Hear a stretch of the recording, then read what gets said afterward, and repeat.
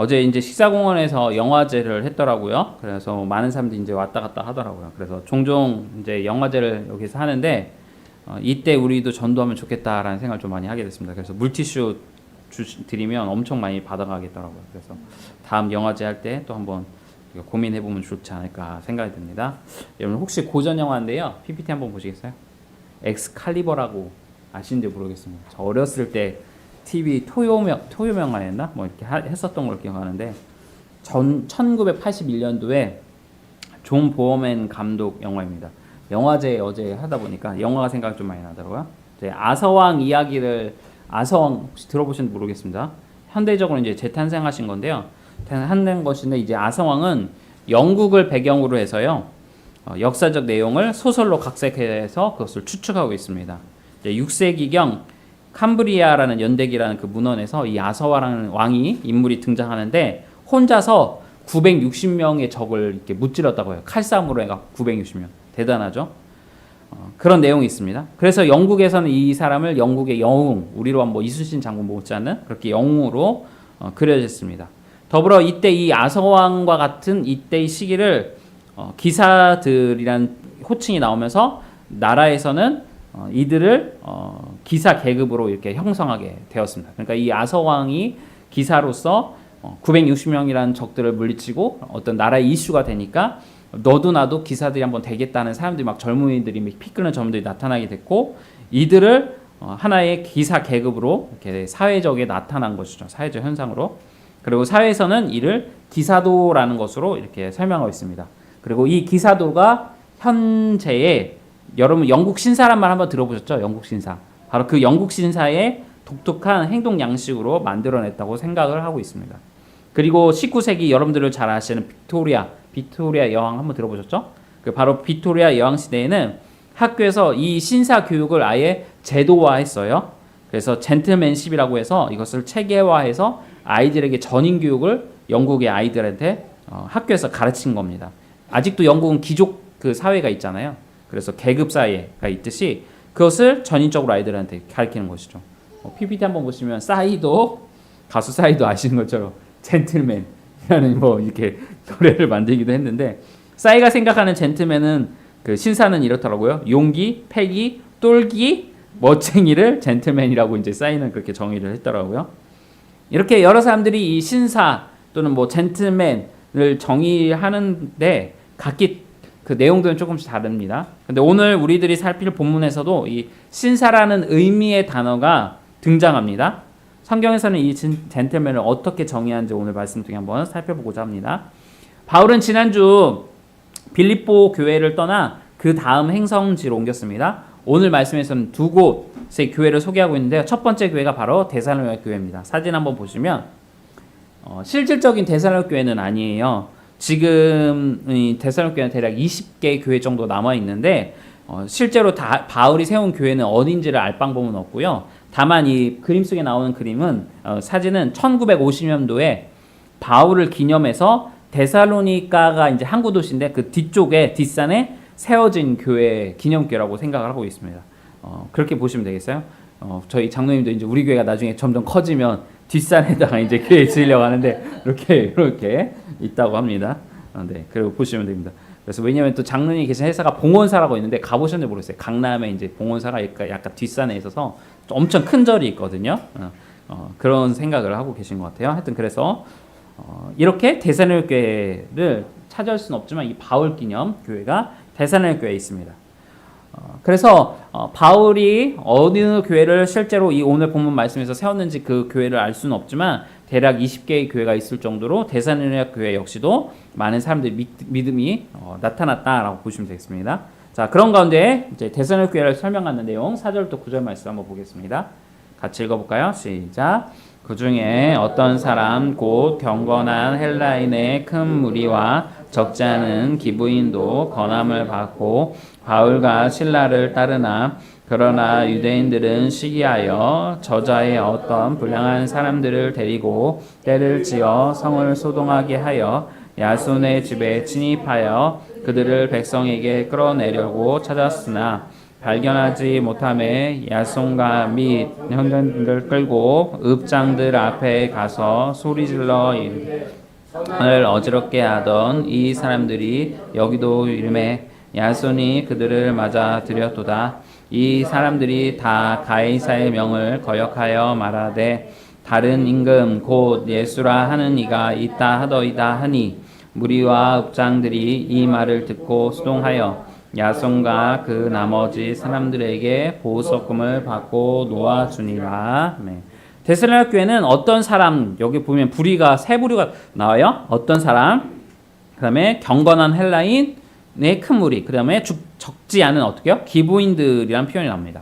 그러니까 이들이 바울과 실라를 따랐다고 말합니다. 이 사람들도 성경 원어에서 보면 누디아처럼 하나님에 대한 관심은 있었지만 아직 개종하지 않은 사람들이에요. 유대교로 개종하지 않은 사람들이라고 설명하고 있습니다. 좀 전에도 설명드렸지만 데살로니가 교회는 20여 개의 교회가 있을 정도로 크게 부흥한 곳입니다. 그러니까 더 많았겠죠. 예전에는 더 많았지만 현재까지 오랜 시간 동안 유지되고 있는 교회가 20개 정도가 된다라는 것을 볼 수 있는 것입니다. 그렇게 부흥한 곳임을 우리는 알 수 있습니다. 근데 문제는 우리들이 이미 알고 있듯이 시기하는 유대인들이 여기까지 똑같이 쫓아와서 심지어는 불량배들, 그러니까 깡패들을 동원해서 바울 일행들을 방해하고 이들을 잡아서 해코지하려고 했던 것입니다. 그런데 이제 교회들도 이제는 면역력이 생겼어요. 예전에는 그냥 바로 잡혔는데 이제는 이제 면역력이 생겨서 이들이 왔다는 정보를 잽싸게 듣고 어떻게 해요? 바울 일행들을 대피를 시키는 거예요. 피난시켜요. 그래서 이 불량배들과 유대인들이 바울을 찾으려고 그 데살로니가 시내를 막 돌아다니는데 못 찾았어요. 못 참고 그럼에도 불구하고 분이 풀리지 않자 어떻게 해요? 야손과 형제들을 잡았다라고 표현해요. 그리고 관리들에게 넘겼다라고 표현합니다. 그러면 이 야손이라는 사람이 누구냐? 우리가 알아야 되겠죠? 헬라 원 이름의 뜻은 치료하다는 이름을 뜻을 가진 사람인데 이 사람을 알려면 여기 본문 사도행전에서 알 수 없고 우리 로마서 말씀을 봐야 돼요. 로마서 16장 21절 말씀 보겠습니다. 시작. 나의 동역자 디모데와 나의 친척 유와 야손과 소시 너에게 문안하느니라. 아멘. 여기서 보니까 야손은 누구예요? 바울의 친척으로 나와요. 친척. 그러니까 보통 바울을 유대인들이 찾지 못하면 그만두었어요. 예전에는. 그런데 이번에는 바울이 아닌 야손의 집까지 가서 야손과 그 사람들을 읍장에게 고발했다. 잡아다가 고발해서 가뒀다라고 표현하는 겁니다. 그러니까 아마도 유대인들도 야손이 바울의 친척인 것을 의도적으로 알고 야손을 괴롭혔다라고 보면 되겠어요. 그러니까 바울을 못 잡으니까 바울의 친척인 야손을 잡아다가 그 관리에게 신고를 한 거죠. 그리고 이제 읍장이라고 하면 그 도시의 최고의 관리자를 보통 표현하는데요. 지금으로 하면 아마 시장이라고 생각하면 될 것 같아요. 시장. 유대인들은 바울을 잡지 못했지만 바울의 친척 야손과 그 사람들을 잡아다가 괴롭히려 했던 것입니다. 그러나 다행히 야손은 죽을 고비를 당하진 않고요. 보석금만 내고 풀려났습니다. 이렇게 위기를 모면한 바울과 일행들 또 야손은 가까이 이제 길 가운데 베레아라는 곳으로 거취를 이동해요. 바로 두 번째 우리가 살필 교회입니다. 사진 한번 보시면 밤에 베레아에 도착한 일행들이 기존 이 회당, 이게 베레아에 있는 실제 회당인데 유대인들이 예배처소, 개척교회처럼 그 베레아에 유대인들이 예배를 드린 처소인 이 해당에 도착을 했다고 합니다. 밤에. 자, 11절 말씀 한번 볼까요? 읽겠습니다. 시작. 베라에 있는 사람들은 데살로니가에 있는 사람들보다 더 너그러워서 간절한 마음으로 말씀을 받고 이것이 그런가 하여 날마다 성경을 상고함으로. 자, 여기서 보시면 더 너그러워서라는 말이 나옵니다. 이것이 오늘 우리들이 살펴볼 바로 신사라는 단어예요. 원어의 뜻을 보면 이렇게요. 더 고결하고 신사적이어서라는 말로 표현이 되어 있어요. 이 단어의 의미는 단순히 신사적이라는 말 표현보다요. 설교 서도에 살폈던 기사도, 그러니까 엘리자베스 여왕이 훌륭한 귀족으로 그 다음 세대를 교육시키기 위해서 그렇게 교육시켰던 그와 같은 모습 가운데 사회적인 신분이 태성적으로 태어날 때부터 얘는 귀족 가문의 자녀예요. 그러니까 얘를 잡아 이렇게 데려다가 높은 고귀한 품성을 더욱더 가르치고 그것들을 나타낼 수 있도록 한다라는 의미의 바로 그 단어라는 거죠. 그러니까 립서비스적인 관용적인 표현이 아니라 정말로 이 사람들은 신사여서 그 위치가 사회적으로 위치도 있었고 재력도 있었고 품위도 있었던 사람들이라는 말입니다. 그런데 여기서 중요한 것은 이 사람들에 대한 평가를 저는 그렇게 생각하기보다 다른 것을 살피려고 해요. 자, 이 사람들 전에 데살로니가 사람들을 한번 살폈는데 다시 한번 보실까요? 4절 같이 4절 다음 거 보시면 읽어볼까요? 시작. 그 중에 어떤 사람 곧 경건한 헬라인의 큰 무리와 적지 않은 기부인도 권함을 받고 바울과 신라를 따르. 자, 여기서 보시면 데살로니가 교회도 보면 경건한 헬라인이라고 표현을 쓰고 있어요. 그렇죠? 경건한. 또 기분이라는 표현이 나와요. 베레아 사람들도 동시에 그런 표현을 같이 썼어요. 우리 12절 한번 보실까요? 12절. 자, 읽겠습니다. 시작. 그 중에 믿는 사람이 많고 또 헬라의 기분 남자가 적지 않아. 자, 그러니까 데살로니가나 베레아 사람들에 대한 이 성경을 누가가 썼잖아요. 누가가 평가하기를 비슷하다고 본 겁니다. 두 곳의 사람들을 모두 신사적이고 매너가 넘치고 그런 사람들이란 말이에요. 그런데 다른 것이 조금 있다면 조금 더 그냥 너그럽다. 데살로니가 사람들도 너그러운데 그 사람들 좀 더 너그러운 사람들이 베레아 사람들이다라는 거죠. 사실은 큰 표현의 그 차이에 조금 차이가 있을 뿐 크게는 어떤 차이가 없다고 볼 수 있습니다. 베레아 사람들도 신사적이고 데살로니가 사람들도 신사적이어서 그들 모두 잘 예수를 믿었다는 것이죠. 데살로니가에 있는 유대인들 역시도 어떻게요? 베레아까지 와서 이제는 바울을 괴롭히고 잡으려고 하고 소동을 일으키는 장면이 역시 동일하게 나타납니다. 그러니까 별 차이가 없어요. 데살로니가 사람들도 신사적이어서 예수를 잘 믿었고 유대인들이 와서 괴롭혔고 베레아 사람들도 신사적이어서 예수를 잘 믿었고 또한 그들에게도 누가 와요? 유대인들이 와서 괴롭혔고. 그런데 이 두 곳이 비슷한 것 같지만 다른 편이 하나가 딱 나와요. 그것을 오늘 보려고 하는 거예요. 이것이 핵심이에요. 자, 여기가 이제 중요한 부분입니다. 같이 한번 보실까요? 다음 페이지. 자, 읽어보겠습니다. 시작. 그 중에 어떤 사람 곧 경건한 헬라인의 큰 무리와 적지 않은 귀부인도 권함을 받고 바울과 신라를 따르나 베라에 있는 사람들은 데살로니가에 있는 사람들보다 더 너그러워서 간절한 마음으로 말씀을 받고 이것이 그런가 하여 날마다 성경을 상고하므로 그 중에 믿는 사람이 많고 또 헬라의 기부인과 남자가 적지 않아. 자, 보시면 차이점이 뭐예요? 하나는 따르나, 그 다음에 11절은 뭐예요? 간절한 마음으로 상고했다 설명했어요. 상고했다. 이 따랐다는 말의 헬라의 의미는요, 수동태로 되어 있어요. 그러니까 적극적이지가 않은 거예요. 사도 바울이 권면을 계속해요. 권면을 계속해서 소극적으로 이 데살로니가 사람들은 이제 예수님을 믿게 됐다. 그런 표현이에요. 바울의 설교의 설교당에서 예수의 제자가 됐기는 했지만 소극적이었다라는 것입니다. 그런데 이것은 하나님의 절대적인 주권이죠. 그러니까 은혜인 거죠. 우리 교회도 이제 초신자들이 많잖아요. 초신자들이 많아요. 예수 믿은 지 얼마 안 되다 보니까 성경이 무엇이고 교회가 무엇이고 또 이런 건 어떻게 해야 되는지 그런 모르는 분들이 정말 많단 말이에요. 그렇다 보니 소극적으로 신앙생활을 하게 될 수밖에 없어요. 나를 전도한 친구나 가족에 의해 따라오는 경우죠. 데살로니가 사람들이 그렇다는 말이에요. 잘 모르지만 예배생활 꾸준히 하면 좋은데 전화해야지 신방해야지 오게 되고 적극적이지 않은 부분들이 있었다는 것이죠. 그런데 베레아 사람들은 그게 아니라 날마다 어떻게 해요? 성경을 상고했다라는 표현이 나오고 있어요. 상고했다. 여기서 상고하다는 말이 자세하게 깊이 그 기원, 그 뿌리가 무엇인지를 연구했다는 말이에요. 무슨 말이냐 하면 바울이 이제 설교를 할 거 아닙니까? 설교를 할 때 그것이 정말 맞나? 그게 맞을까?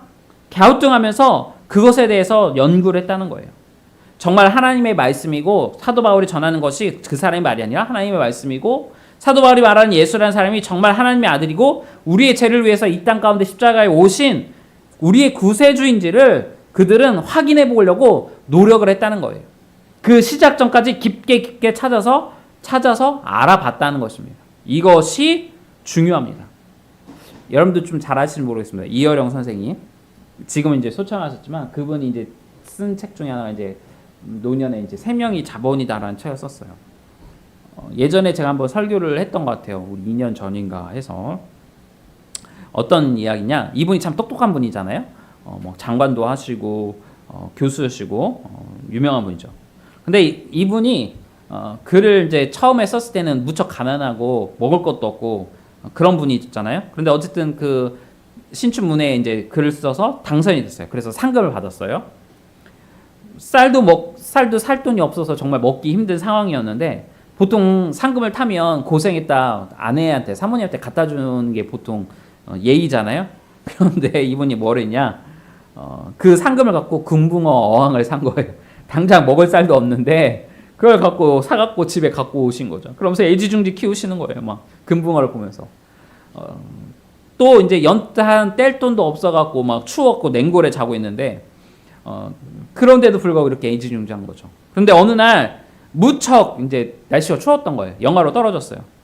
그러다 보니까 지금이야 그렇지 않지만 우리 옛날에는 집에 이렇게 방에 물을 놨는데도 어느 정도가 있었거든요. 그럴 정도 집이 추웠단 말이죠. 그날도 그랬던 거예요. 방이 냉골이고 연탈땡도 없어서 정말 추워서 있는데 결국 영하로 떨어지니까 집 안에 물들이 다 어는 거죠. 그러니까 어떻게 하겠습니까? 어항 속에 있는 그 어항 물도 당연히 얼 수밖에 없죠. 그리고 그렇게 아끼던 금붕어도 결국 이제 동태가 된 거예요. 동태가.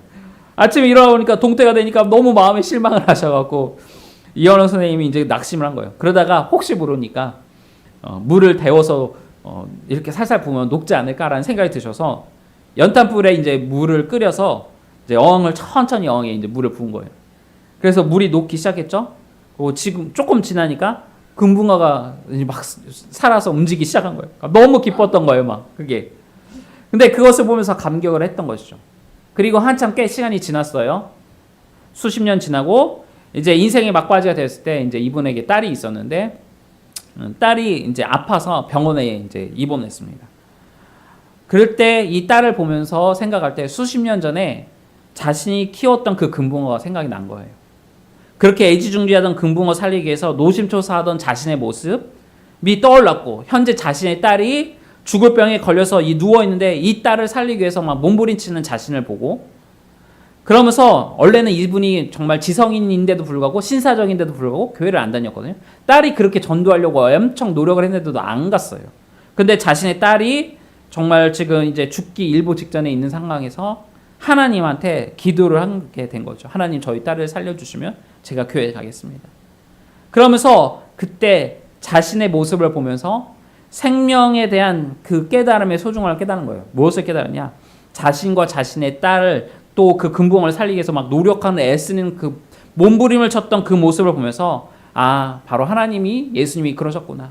나를 살리기 위해서 마치 그 어항 속에 얼어있던 그 금붕어를 살리기 위해서 노력했던 자신처럼 하나님께서 나를 살리기 위해서 나의 딸을 살리기 위해서 그렇게 몸부림치고 우리 예수님을 이 땅 가운데 보내주셨구나.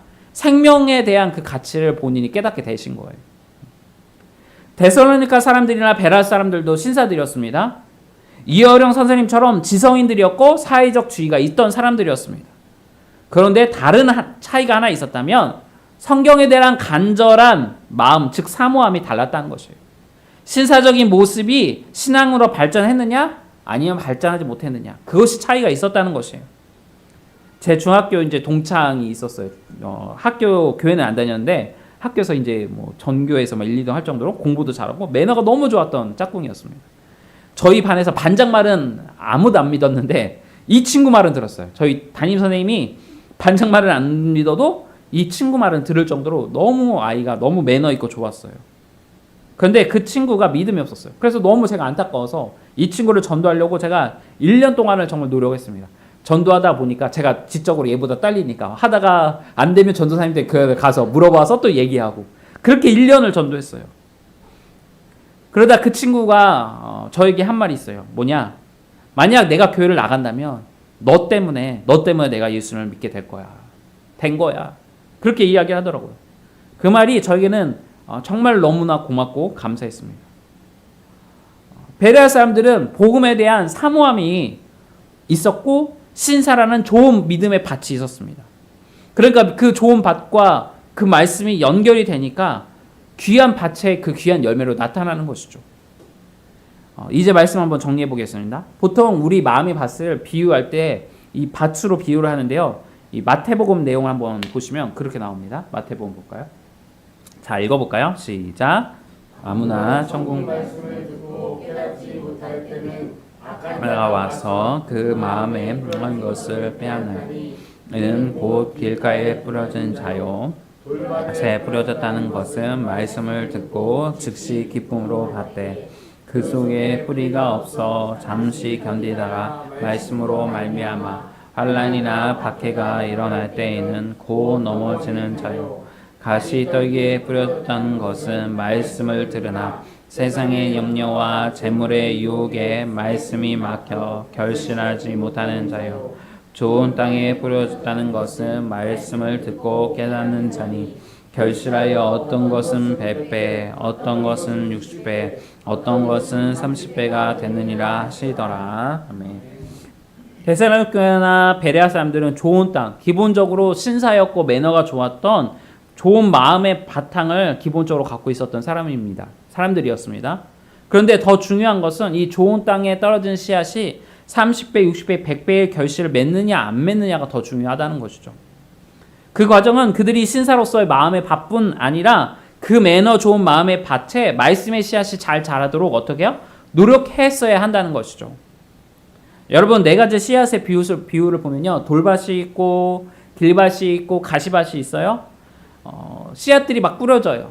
하지만 인생에 고난이 오고 힘듦이 올 때 믿음 생활을 온전히 제대로 하지 못하고 교회에 몇 번 나오지만 결국은 포기하게 되고 또는 어떤 재물에 대한 또는 교회에 왔을 때 사람들에게 상처받음으로 인해서 믿음을 잘 자라지 못하고 결국은 다시 믿음을 잃고 교회 생활을 하지 않게 된다는 것입니다.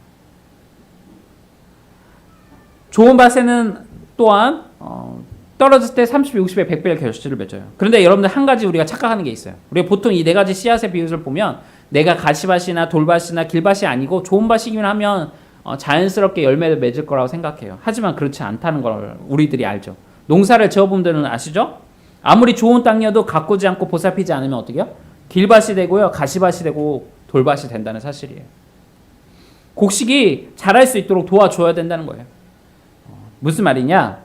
우리가 해야 할 일이 있다는 거예요. 우리 호세아서 10장 12절 말씀 한번 같이 읽겠습니다. 읽어요. 시작.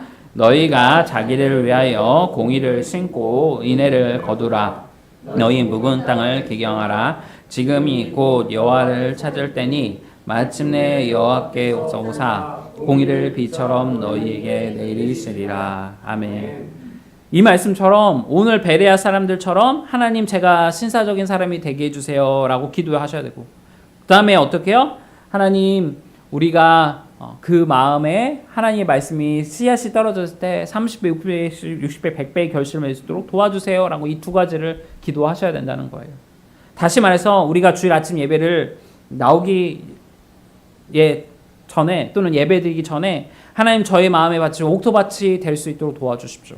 그래요. 하나님 말씀의 씨앗이 떨어졌을 때 30배, 60배, 100배의 결실을 맺을 수 있도록 베레아 사람들처럼 마음에 대한 말씀에 대한 사모함을 갖고 정말 그 말씀이 과연 그러한가 고민해보고 묵상하고 한 주를 동안 그렇게 살아갈 수 있도록 도와주세요 라고 또한 그런 삶을 살도록 여러분들이 노력하셔야 된다는 거예요. 그래야지 여러분들 믿음이 성장해서 30배, 60배, 100배의 결실을 맺는다는 것입니다. 또는 심지어는 여러분들의 마음이 묵은 땅 또는 내 마음이 좋은 밭이었는데 그것을 가꾸지 못해서 길밭이 되고 가시밭이 되고 돌밭이 되었을 때 어떻게 해요? 곡괭이를 갖고 그 마음의 밭을 기경해야 된다는 거예요. 그래야 말씀에 씨앗이 떨어졌을 때 좋은 열매를 맺을 수 있다는 것이에요.